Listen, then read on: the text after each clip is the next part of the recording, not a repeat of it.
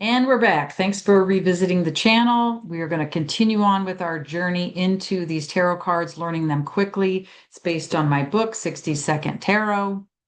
And we're going to get into some things today. But if you're following along, you may want to purchase the Rider-Waite Tarot deck. This is the giant version, but there's a regular size as well.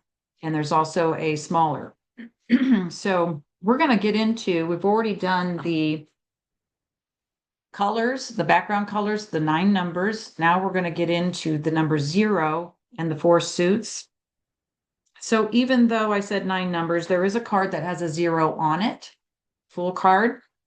So you can just read this like you do the ace, a new beginning, but there's a little more to it.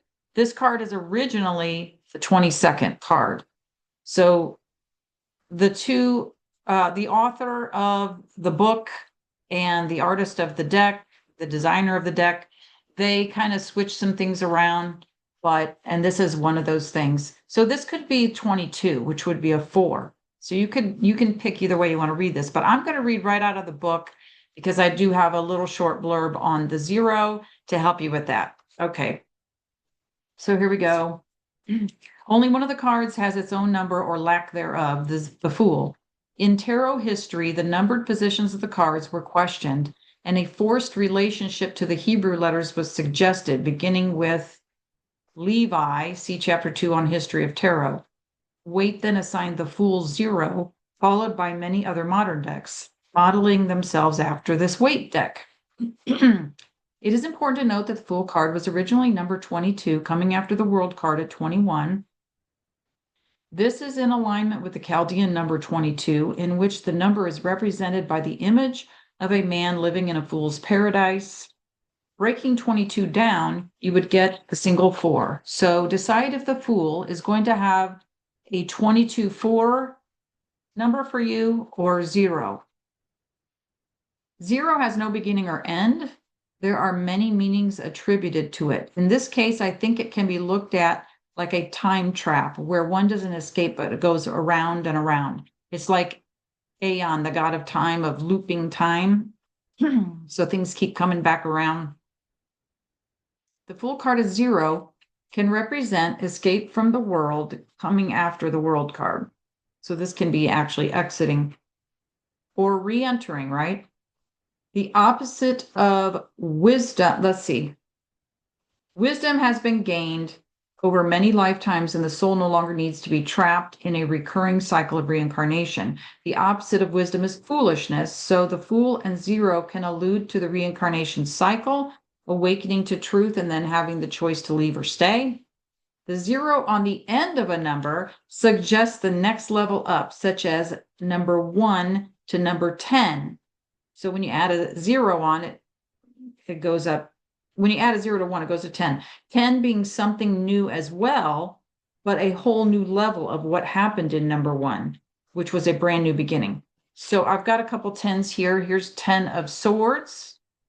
And I also have one of the trump cards or triumph cards, the Wheel of Fortune, which is a 10. I mentioned the Sun card in the last video, which is a 19, which is also a 10. 1 plus 9 is 10. 1 plus 0 is 1. So these can really count as ones where they're a new beginning. But with a 10, it's a new beginning of that cycle that was started with the 1. So it's a new beginning of material that you're already involved with. Now it can, if you choose for it to, it can just represent something brand new. But anyway, we're going to move into the suits. And if you remember the trump cards, like here's the Judgment and High Priestess. These are numbered, but they don't have suits. The suits are kind of like the 4 suits in a deck of cards. So we'll get more into these, but we'll just briefly go through these. This is the next piece to the puzzle. And this is Pentacles, which represents things of the earth. So we'll just read out of the book here. Pentacles reveal physical earth energies, the physical world and its values. Pentacles represent actual manifestations in the world, money, objects, or something that can be seen and measured as having value. Now we're going to get a little bit more into these suits and timing and things like that as we go. But this is just a brief rundown to start with. We also have wands. So here's the Ace of Wands. So wands have to do with fire energy. It's the spiritual, the creative, the ideas, fire. They also have to do with business and things like that. This is creative force manifesting into the 3D world or matters that have to do with soul, spirit, life force energy that creates something out of pure form. It represents the laborer or the worker, opportunities from ideas. So that is wands. Here we have 9 of cups. So cups reveal emotional water energy. Emotions are ruling the reading, feelings or lack thereof. What you love is what stirs you, intuition influencing a situation, passion or emotion ruling a situation. So this is emotions or intuition or passions ruling a situation, or that's the area of life it has to do with. Okay, so then we also have swords. Here's this 10 of swords again. Mental air energies. These can manifest as thoughts, analyzing, weighing options, using logic or rational means to a conclusion.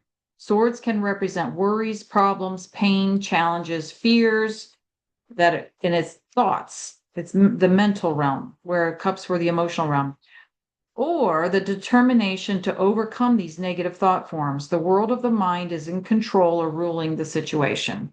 So there's a start or a little toe dip into the 4 suits and the number 0. And I will see you in the next video where we will get into the people cards.